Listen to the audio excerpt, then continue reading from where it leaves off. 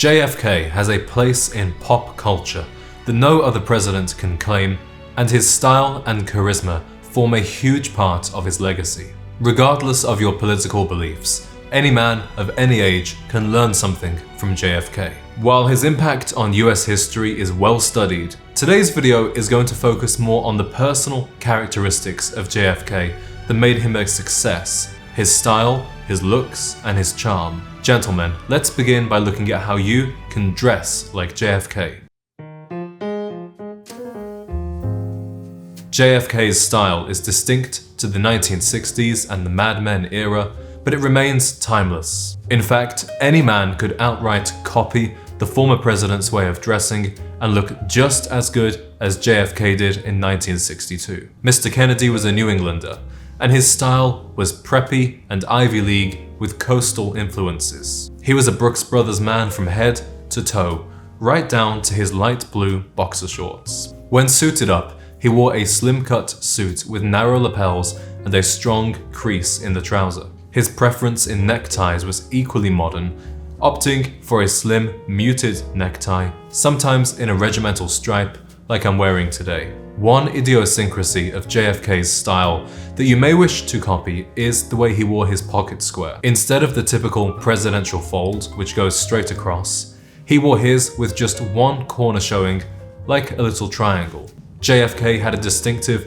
off-duty style, and he was pictured in casual wear more than any president that had come before him. Kennedy spent a lot of his free time with his family and sailing, and his stylistic choices reflected that. His casual rotation included many Oxford shirts, sweaters, khakis and chinos, and cardigans. On the golf course, he wore polo shirts and brightly colored chinos. But even when enjoying his downtime, JFK always looked put together and professional, a lesson that many men today could learn. He rarely dressed below smart casual in terms of formality. He never wore jeans and rarely wore just a t-shirt, although he was a fan of white sneakers, which were a relatively new style at the time. Kennedy's clothing contributed to his overall image as a youthful and accessible president. He showed that being taken seriously doesn't require you to dress up all the time, and that you can look sophisticated and laid back simultaneously. But for the most part, he played by the rules and looked perfectly presidential when at work. JFK had a signature accessory: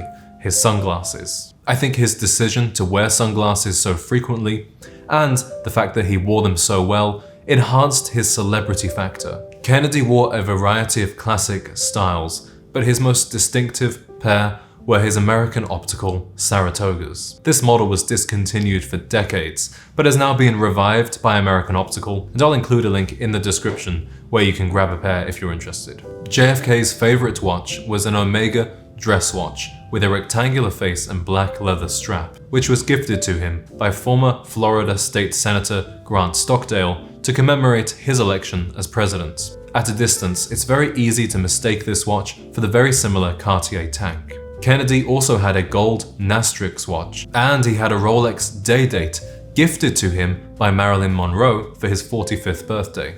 But it's not surprising that he didn't wear that one very much. All three of Kennedy's watches were engraved with messages on the back, showing us that he valued the sentiment of these timepieces just as much as their aesthetics. For fragrance, JFK was a big fan of Caswell Massey's Jockey Club, which is still available today, and it's only $65 for a 3-ounce bottle. It's a citrusy, amber blend that smells very classically masculine. Caswell Massey also made the cologne of choice for George Washington, who wore No. 6 gold cap. JFK also wore the original by Eitan Bob after its creator, Albert Fouquet, left a bottle in his hotel room with a note saying, "In this bottle, you will find the dash of French glamour your American personality lacks." We can't have a discussion about JFK's looks without discussing his hair. Along with Ronald Reagan, Kennedy had the thickest, strongest hair the Oval Office has ever seen. Kennedy wore his hair longer than a typical crew cut or Ivy League style,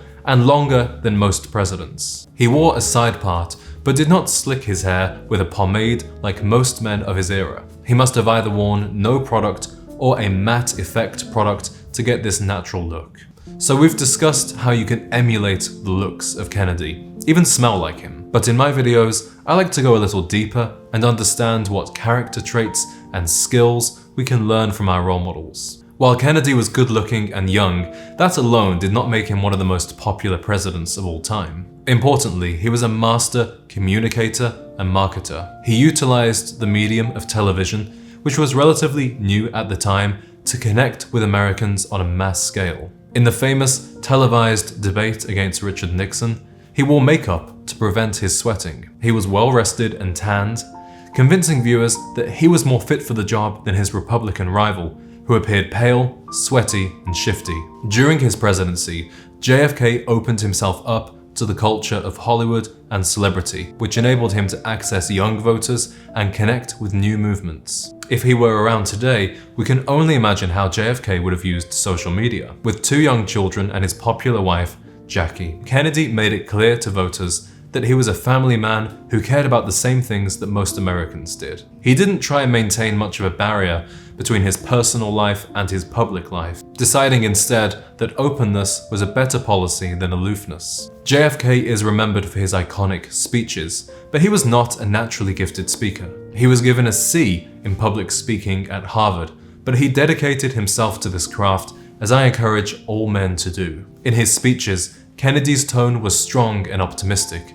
He positioned himself as an energizer and a man of the future. During his 3 years as president, JFK showed confidence in times of crisis and accepted full responsibility for major setbacks, such as the failed Bay of Pigs invasion. Whereas other presidents like Richard Nixon and Bill Clinton would try to cover up their wrongdoings in office, Kennedy admitted his mistakes and took ownership. These qualities led to an approval rating of as high as 70% during his time as president. What I admire about Kennedy is that he focused on what he and the country could do to improve, rather than slinging mud at his opponents or trying to lay the blame on others. He also emphasized the objectives that united all citizens, rather than focusing on points of contention. In today's political climate, he serves as a shining historical example of dignity and grace. Of course, Kennedy was no saint, and no man is perfect, but I hope you can learn from his best qualities